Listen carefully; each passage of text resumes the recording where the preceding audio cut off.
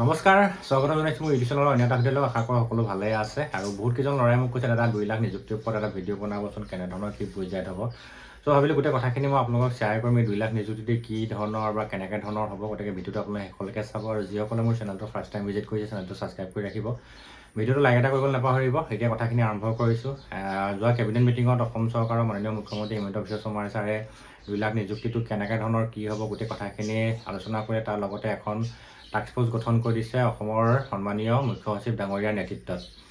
আৰু আমাৰ অসমৰ যিমানখিনি বিভাগ আছে, গোটেই বিভাগসমূহৰ খালী পদসমূহ উলিয়াই কিনে অসম যি টাস্ক ফ'ৰ্চ আছে, টাস্ক ফ'ৰ্চে গোটেই প্ৰতিবেদন এখন বনাব আৰু সেইখন অসম চৰকাৰক দিব যে আমুক ইৰিগেশ্যনত ইমানখিনি খালী আছে, পুলিচত ইমান, ফৰেষ্টত ইমান, PWত ইমান, টিচাৰত ইমান। গোটেই কথাখিনি যেতিয়া টাস্ক ফ'ৰ্চে অসম চৰকাৰক প্ৰতিবেদন কৰিব, তাৰপিছতে ইয়াৰ নিযুক্তি প্ৰক্ৰিয়াটো আৰম্ভ হ'ব।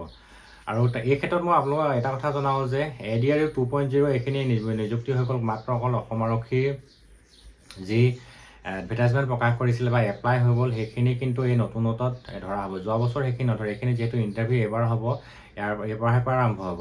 আৰু আহিবলগীয়া যিখিনি খালী পদ আছে, অলৰেডি যিমানখিনি এতিয়া 2026 চনৰ মাৰ্চলৈকে যিখিনি খালী পদ আছে, খালী পদখিনিৰ বিজ্ঞাপন প্ৰকাশ কৰি এতিয়া যিটো নিযুক্তি পাতিব বা ইণ্টাৰভিউ পাতিব, সেইখিনি এইবছৰ ধৰাব। কিন্তু আহিবলগীয়া যিবিলাক তোমাৰ খালী পদ আছে বা আজি তাৰিখত 2000 মাৰ্চৰ পৰা আজি তাৰিখলৈ অসমত আৰক্ষীত কিমানখিনি খালী পদ আছে, এতিয়া সেইখন এই 3 মাহৰ যিখন প্ৰতিবেদন আছে টাস্ক ফ'ৰ্চে, সেইখনে আপোনাৰ অসম চৰকাৰক দাখিল কৰিব। এতিয়া যিখিনি এপ্লাই হৈ গ'ল, সেইখিনি আপোনালোকৰ ইণ্টাৰভিউ ডিচেম্বৰ বা নৱেম্বৰত পাতিব। এইটোত কিন্তু এই টাস্ক ফ'ৰ্চখনত এইখিনি ধৰা নহয়। কাৰণ কেলৈ, এইখিনি অলৰেডি যোৱা বছৰহে কথা। এইখিনি আপোনালোক সকলোৱে জানে, অক্টোবৰ মাহত আমাৰ যিহেতু নিযুক্তি পত্ৰ নহয়, যিটোৰ interview final cut off list মাৰিছিলে। আৰু অক্টোবৰৰ পৰা মাৰ্চলৈকে খালী পদখিনিহে এইখিনি ভেকেঞ্চি আছিলে, ফৰেষ্টতে হওক বা পুলিচতে হওক। এতিয়া ইয়াৰ ইণ্টাৰভিউ পাতিব নৱেম্বৰ ডিচেম্বৰত, আৰু আহিবলগীয়া যিবিলাক তোমাৰ খালী পদ আছে সেইখিনি এই প্ৰতিবেদনখনত ধৰা হ'ব।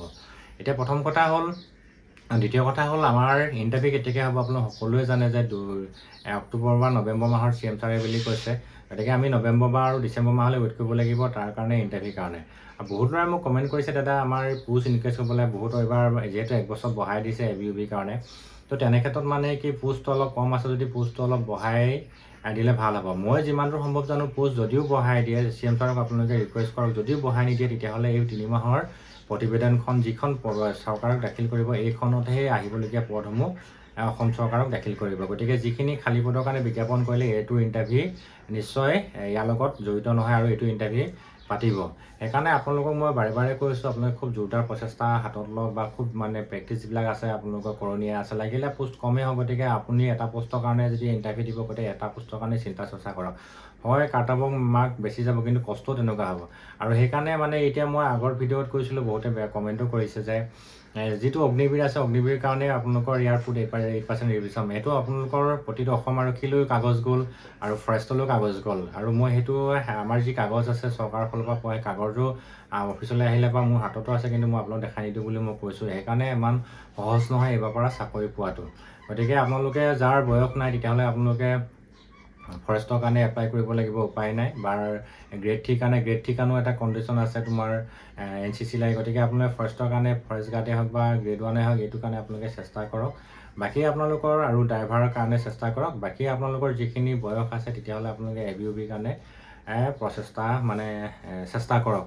তো কথাখিনি এনেকুৱা ধৰণৰ আছে। আৰু 3 মাহৰ আজি তাৰিখত যদি আপোনালোকৰ 3 মাহ ধৰা হ'লে জুন, জুলাই, আগষ্ট, গতিকে অক্টোবৰত এইখিনি প্ৰতিবেদনটো অসম চৰকাৰে ছাবমিট কৰিব। তাৰপৰা অক্টোবৰৰ পিছৰ পৰাই আপোনাৰ যি অসম চৰকাৰৰ চাকৰি যি ইণ্টাৰভিউ বা বিজ্ঞাপন, সেইসমূহ প্ৰকাশ কৰিব ক্ৰমান্বয়ে আহি থাকিব। ADRই হওক বা পুলিচে হওক বা ফৰেষ্টে হওক।